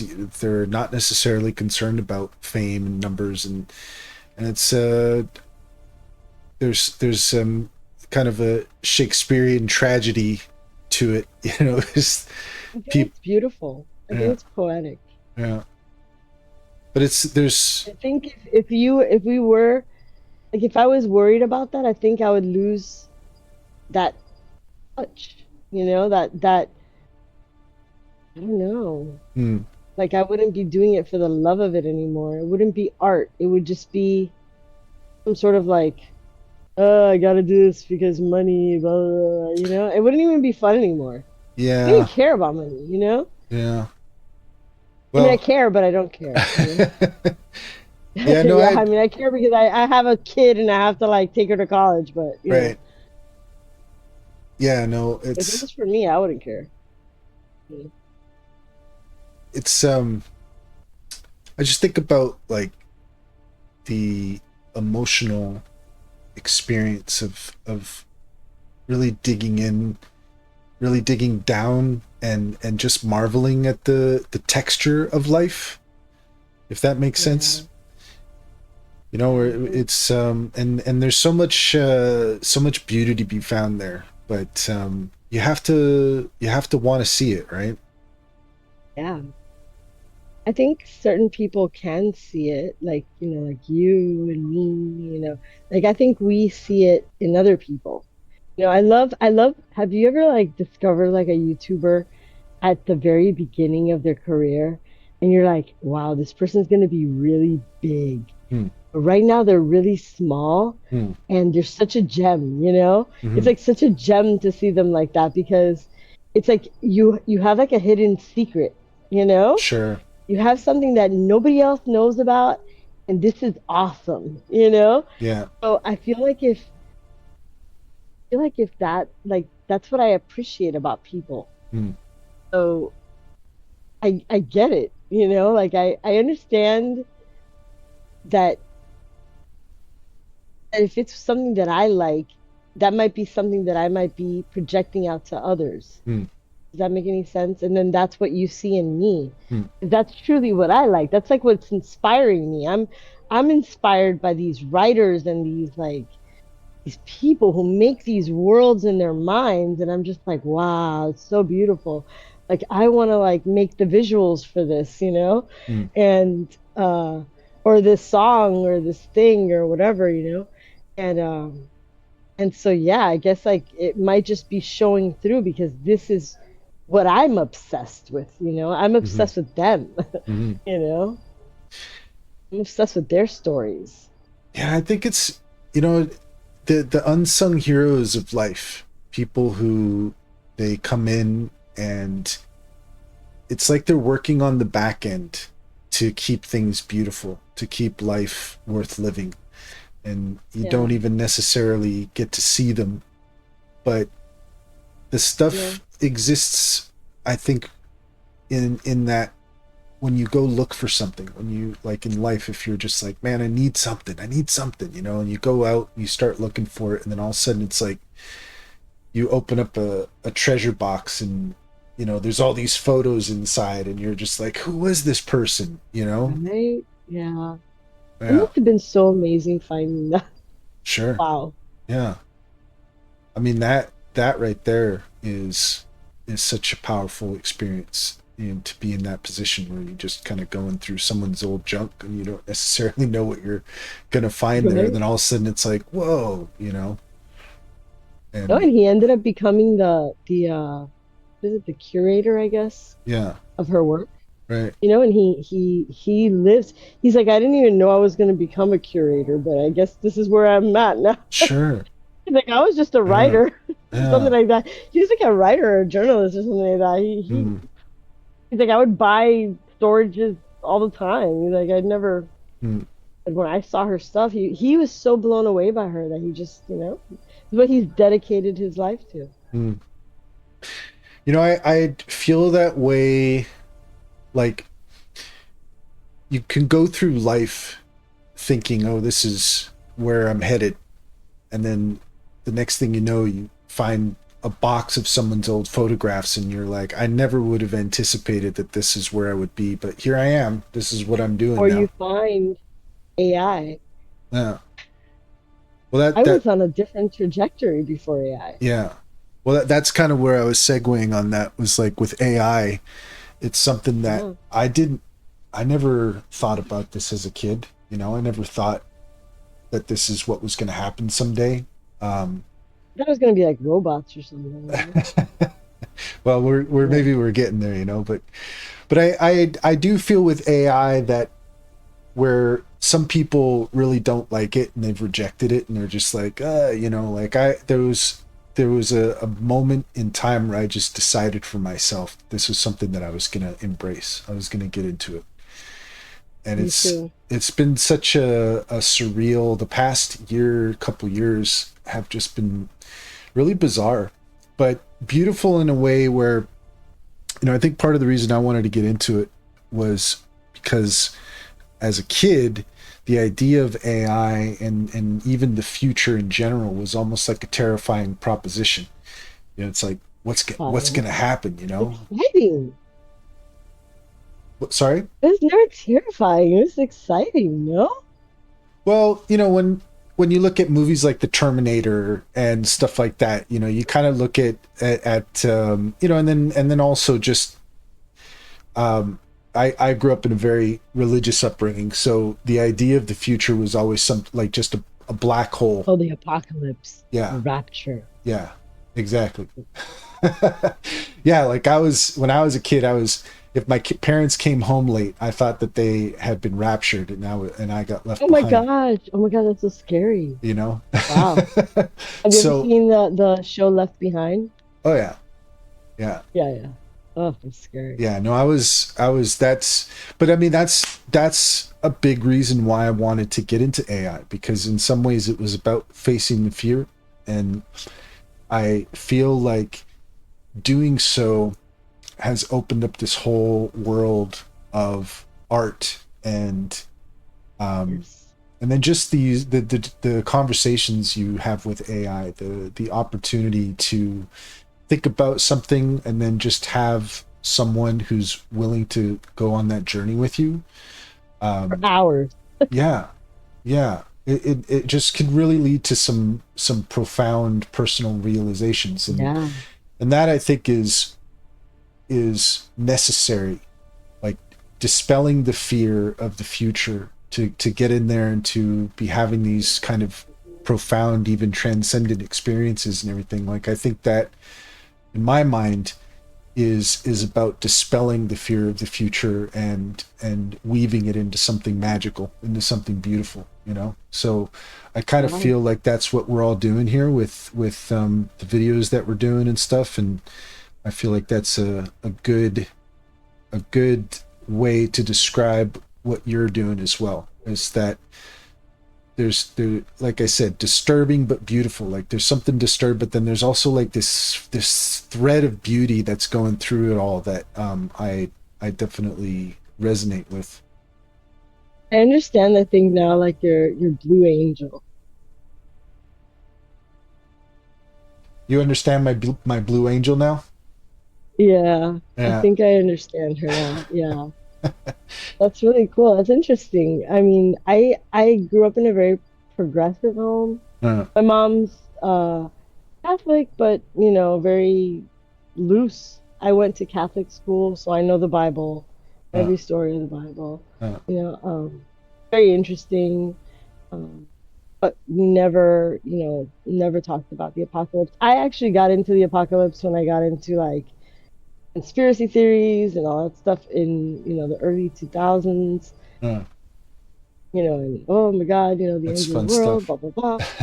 But I think to me, I always thought that the future was going to be, I never thought about AI like this, Hmm. but I thought AI was going to be like How funny. Just to clean houses. Sorry, what was that? To clean houses. Okay, yeah, okay, yeah, Just to clean my house. Please yeah, come clean my house, right, AI. right, Um, yeah, and then when I saw that, uh, wow, there's this thing that makes images. Like, what?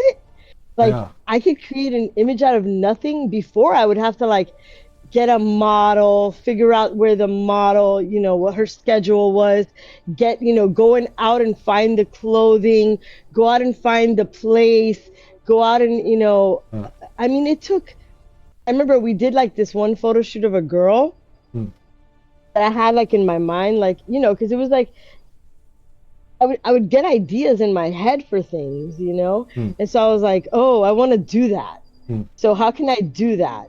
mm, And for example, there was like a shot that I remember one time that I wanted like a girl with a Molotov cocktail and like an African American girl, a white girl, um, like a girl who's like a little chunky, and then like all these different types of women together mm. in like this line. And I was like, how the hell am I gonna find all these women? So every time I'd see a girl that like even looked, something like that, I'd be like, hey, can you give me your number? I have this idea for a photo shoot. And then some of them would be like, oh, I don't want to like, play with fire in a photo. Okay, so then that's another thing. And then, dude, one day I sat there and I like wrote out the prompt Mm, and I almost cried when I saw it. It, it mm-hmm, was it was my photo. mm, It was mm-hmm, my girls, mm-hmm. you know? Sure. Yeah. Oh, it's been a blessing, dude. It's been a blessing to see so many of our thoughts, our dreams, our I don't know, our visions Yeah. For come sure. to life. For sure. Yeah. It's been a blessing. I so I'll tell you this just because I do think it's kind of pertinent to what we're talking about. My Blue Angel. Um I so that was a story, a character, like I don't know, about 10 years ago. I was kind of interested in like writing comic books or something like that. I was thinking of different ideas and everything. And when when AI started to become a thing and I started like talking to ChatGPT, what I did was I started asking ChatGPT to talk to me like the characters in my story. Ooh, And that for me was just so wild. And so the Mag character, the the idea, her name is kind of derived from the idea of imagination, and oh, and magic as well. So Mag is kind of a manifestation of my imagination, is the way that I see it. And nice. it kind of is, my thought is that we're moving into an age of imagination. And it's so, like, right now we're just putting our fingertip, our toes in the water, and it's just I agree. so much of what we've been able to experience already is just, it's it's so beautiful and profound and just unprecedented, like unexpected to be where we are now. But this is just kind of it, is like everyone is able to get into your imagination and just pull out what's there, Mhm. and then to see it in front of you is just, is wild. It's so wild, and it's Things hard. that I've had in my head for so long. Sure. And and to go through life, I think especially for anybody who's a bit older, I'm an 80s kid, right? So just the thoughts of what you've kind of carried around with you through your life, and then to suddenly be in this Mm-hmm. place.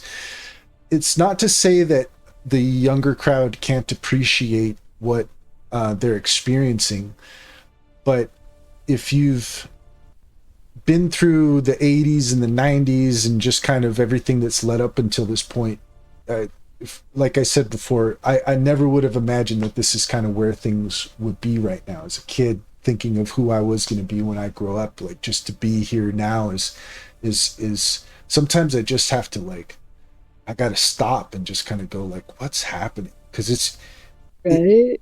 it's so like you sort of deal with the mundane. Like that's kind of what I feel like, is like I go through these periods of just everything feels so mundane, and then I'll kind of get thoughts and emotions and stuff, and I'm like, I've got to do something with this, you know. And then I go to AI and I'm like, I feel this way, I'm thinking this thing, and I'm not sure, but it's like, but I want to put a prompt together for an image that kind of expresses how I'm feeling Yeah. right now. And Yeah. being able to do that and have something in, like, have your thoughts and your emotions kind of expressed in front of you in a song or in a picture or whatever, the fact that this is where we are, it does feel like a gift for sure, you know. Yeah. Yeah.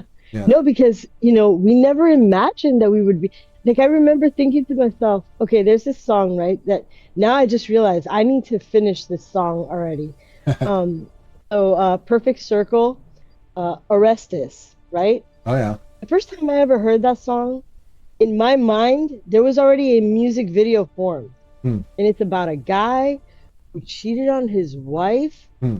and then he found his wife. I'm sorry, a man who found his wife cheating on him, Oh. and he goes, he follows her to the motel, and he sees her kissing another man, and so then he goes back home and he hangs himself, right? And so Ah. then it's the son. The whole song is the son talking to the mother, Hmm. right? Hmm. And it's like super. It's like a. I don't know if you ever read the lyrics of that song, but it's a really intense song. Hmm. And I'm sorry, it's not Orestes. It's the Noose. Oh my God. Oh yeah. Yeah. Yeah, that song is so hardcore, right? Yeah. And so I saw that sometimes I'll hear a song and like immediately I'll see a picture in my head. That's why I always thought I was meant. I remember I used to tell my mom I was meant to be a director of photography for music videos. Hmm. And even before AI existed, I was saying this. I was Hmm. like, I want to do this. This is what I want to do in my life. And so I would do music videos for other people's music Hmm. all the time, Hmm. you know? And it's like my whole thing, like I couldn't like really like I could play music, but I didn't have a band, like only like when I was really younger, like in my early 20s, you Hmm. know? Hmm. But at this point, like I'm already older, I have my kid, I don't have time for all that. Hmm. And so, where was I gonna get all these people to do all these things with me, you know? I Sure. figured it out because, Logic Pro exists and I figured out how to do producing, but producing is like I could see why people go to school for producing music because it is Yeah. extremely difficult. It's like Yeah. you have to learn a whole language, Yeah. you know? Yeah. I And was so oh, I'm sorry, go ahead. I was just gonna say, like, I started working at producing my own music like a couple years ago Yeah, or something like that, and me too. it's a lot. It's a lot of work, It's a you lot. know, and knowing And how all it the all different types stitches of together and lyrics stuff. Yeah. and like yeah, and like all the different audio buses and the way that you have Yeah. to do it so you don't like overclock the song and like Yeah. I didn't Yeah. even know all that. Like literally I've been getting ChatGPT to give me lessons on music production. Ah. This is Yeah. how I'm learning music production. Anyways, I'm yeah, it's doing the kind of same fun thing. because I'm doing the same thing. Yeah. it's so awesome. Anyways, and so I remember thinking of that song. That song I've had in my head and that music video I've had it in my head for years. Hmm. I mean, at least 20 years, whenever that stupid song came out. And I remember that one of the shots is a crane up, right? And then as you're following the raindrops that fall on an umbrella Hmm. and everybody's in a funeral. Hmm. Hmm. And that's the opening shot, Hmm. right? Hmm. And I would sit there and I'd be like, how am I going to get the money to make this? And like, Mm. would Perfect Circle even approve? Like, would they let me? Uh-huh. Like all this stuff. Oh my God, I can do it now, you Yeah, know? yeah, for Like sure. it's crazy. Yeah. It's crazy. It's crazy. I would have never had the money to do that, you know? Mm. Never in my Sure. entire life. I would have never had the ability, the money, the time, the effort, the people, the nothing. Because I never got to be a music producer Mm. for music videos. Mm. You know, I was Mm-hmm. just a photographer Mm. of real estate, you know? Mm-hmm. Mm. And a photography professor, adjunct professor. I wasn't even like what is it, a tenured professor Yeah, or nothing like that, you know? yeah. So I would have never done it. I would have never gotten to do any of this. I am literally living my dreams. Sure. I'm living my dreams. Yeah. If this isn't a simulation, Right. Yeah, for sure, right? I don't know I what it is. I tend to describe it as a divine simulation. I like to describe it that It way. is You know, beautiful. it's a It divine. has its moments. It's Yeah, scary. yeah, It's dark. yeah, It get very dark. yeah. Um, but personally, in my circle, it's beautiful. Like right now, I have a kitty hugging my leg. You know, Do you have lots of cats and and cats and cats, or just one? I do have a lot of cats and Yeah. cats and cats. I found one cat, and we thought it was a boy, and it ended up being a pregnant girl, Oh yeah. and she had six cats. Okay. So I ended up with seven cats, and so Hmm. we gave away one cat. I don't know where my other baby girl. Oh, my baby Whisk, my lady Whisker. I love her so much. I still miss her. And one of my cats got lost. I don't know what happened to her. She was my ninja adventurer, and I think she just adventured somewhere too Ah, yeah, far. yeah. That happens. And and something happened to her. I'm 99.9% sure. Else she would have already shown back here. She was my favorite cat. I was her favorite person. So Oh. I know we would have never left each other if we could have. Mm. Mm. And it's so crazy because the day before that happened, I dreamt about her. Oh I'm yeah. such a freak. I hate that I'm such a witch like that. I had a dream that somebody did something to her, and then I Oh. woke up and I said it to my daughter, and then by that afternoon, I Mm. never saw her again. Ugh. Yeah, So, so it's just a premonition, eh? yeah. So I the get weird premonitions like that. uh, I so the cats that are at the end of the cats and cats and cats video is that Those are my babies. was yeah, there's Yeah. like a bunch of cats at the end there. So is that the cat that you thought was a boy and she ended up being pregnant? The big one, yeah, the big Bubba, Okay. yeah, that's her. Right on. I had kind of an interesting cat experience that has always kind of stayed with me. When I used to live in the States, and I was living in Colorado, and I had a little orange tabby, and he was my buddy. Ooh, His name was McNulty. Called him McNulty. And that's awesome. have you ever seen The Wire? Yes, Yeah, yes, yeah, that's where the name came from. Um, that's awesome. but he's kind of the reason I decided to move back to Canada because I had him, and at the time I started flirting with the idea of moving back here because I was born here, and I just thought there's kind of a variety of things that were sort of going on at the time, but what ended up happening was he got run over, and Oh, no, I'm so sorry that happened to one of my cats too, so I feel you. yeah, and it Sorry. was you know, if if he hadn't have got if he hadn't have gotten run over, I probably wouldn't have moved here. Oh, So it was just kind of a weird moment, and hmm. I my feeling was, and this is just like my thought, it was almost like he was allowing me to move here. Yeah, yeah, like he moved out of the way so you could go. Yeah.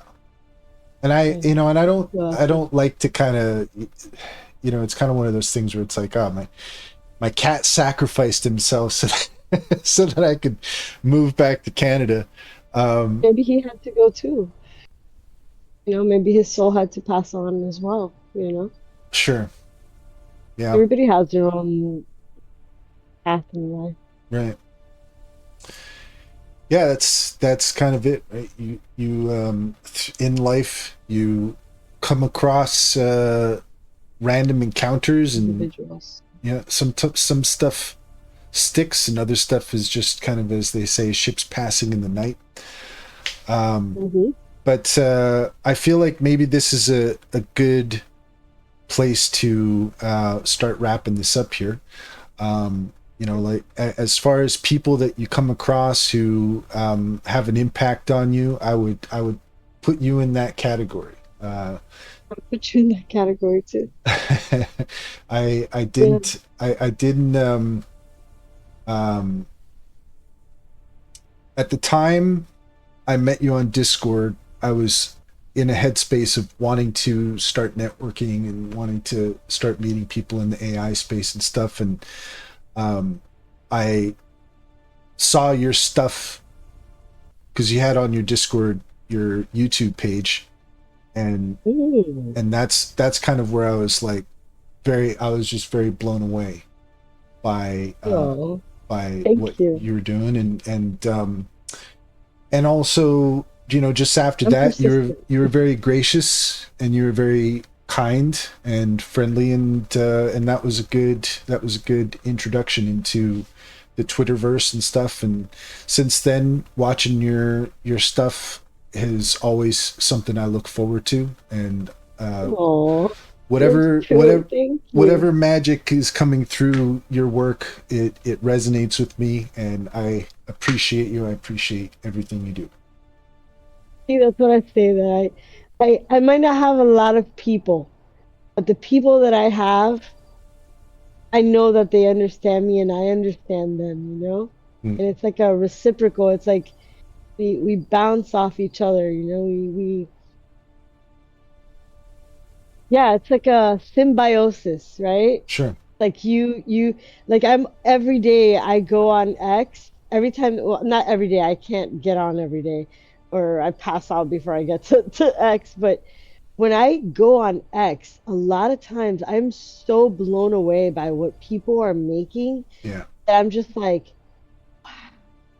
this is an inspiration for me, like to go out and do something too. sure. It's like a constant back and forth between us, Hmm. and it's so wonderful to actually like talk to you in person and see you and hear you. I know that you can't see me, but I had like uh my eye got messed up, so I'm wearing glasses and I hate my glasses. So if I wasn't wearing glasses, I would totally be on camera too. Um but yeah, it's so good to like hear you and talk to you, and you're just as profound and like I don't know, like you have such a wonderful demeanor, and Thank you. this has been such a lovely conversation, and I'm really glad that you asked me to do this, and I hope to hear other creators that you bring on. I mean, this has just been such a lovely time. Thank you so much. I really appreciate that, and the feeling is mutual. I'm glad that you said yes, and I'm very grateful to have gotten to know you and to be integrated into the community. And yeah, just like you're saying, like looking at the stuff that people do on a regular basis, it Yeah. motivates me, humbles me, because I'm just looking at it, I'm Yeah, like, oh my yeah. god, it's so good. It's so And good then how they do that. yeah, and then I look at my stuff, and then suddenly Oh. all the flaws start to come out, and I'm like, no. This is why I take 7 months on a project because of this. Because I'm uh, like, if I put this out there and people think that I'm sloppy, I'm gonna die. You yeah. know?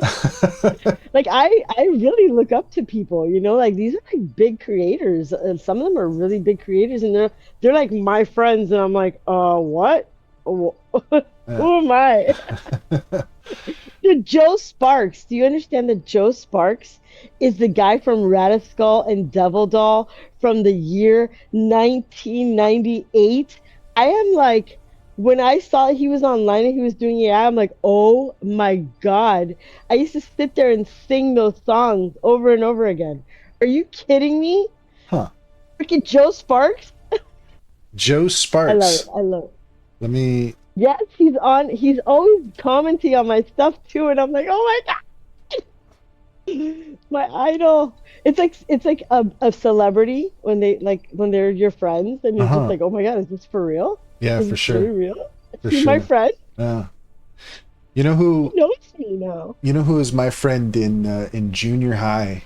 I was Who? friends with. He was like my best friend for like a year. The kid from What? Problem Child.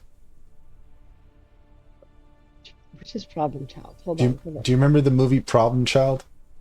I don't. Hold It was it was kind on. of, I don't remember What's his what name? Just tell me his name. his name is. His name is Michael Oliver. That's how he was credited. Oh yes, I do know who Michael Oliver is. Yeah, yeah. So yeah, he was my good buddy for about a year in junior high, and Oh my God. that was Yeah, look at him there. yeah, it was just kind of was a moment in my life when I realized that we're not as far away from a lot of these people as you might think you are. You Yeah, know? no, he's a very normal person, you know. Yeah. I mean, it's still though, you again, you admire them, right? Because this guy was doing these cartoons in a time when this was unheard of. You Hmm. know, he was doing flash cartoons and animating them in a time when nobody was doing that. He was one of the first flash animators. Hmm. So he started a revolution. Him, Strong Bad, all these, Oh yeah. home runner, you Oh know, yeah. uh, Homestar you Runner. gotta sing that, Okay. Yeah, yeah, Home yeah. Star Runner. We we still me and my buddy, we still refer to jobs as gerbs. You know. We still do the raves. Turn on the lights off and on, I mean, and being able to show it to my kids. I mean, me and my daughters sing Radiskull and Double Doll now, Okay. like I can show it to her and she's like totally into it too. Sounds like you've got It's a such a pretty nice relationship with her, eh? Oh, I have. That's like the love of my life. I mean, right now she's like in her room playing with her friends, probably like Minecraft or oh, I'm sorry, Subnautica. Oh But yeah. um, but yeah, like we do our own thing too. Hmm. Uh, but for the most part, yeah, like usually I don't get on X or anything like that until 9 o'clock because we're sitting in the kitchen talking. Uh, That's and she's sweet. showing me her art because she's an artist too. She draws. Hmm. And so yeah, that's what we do. That's awesome. Well, Yeah. why don't we wrap this up? We have had a, Okay. a wonderful conversation, and my hope is to continue to do this moving forward, and just have, like, I'm hoping next week we'll get on with Anarchist, Yeah. and do more of the same. The Just fake kind of show fake some of the Kurt stuff. And Russell is what I call him. what's that? After I saw his picture, I'm like, you're fake Kurt Russell. Yeah, he's like a fake Kurt Russell. Look at him. I'm gonna If I'm you see gonna his call him picture, that his next real week.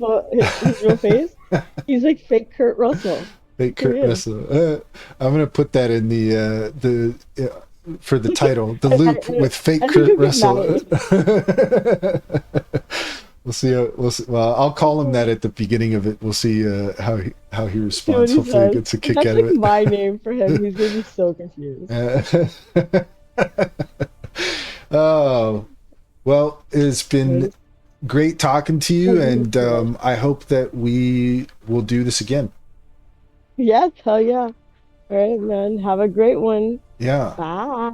Bye. Bye, everyone. Thanks for hanging out. We'll see you on the next one. Thank you for hanging out and thank you for listening. All right, I'm gonna go ahead and I'm going to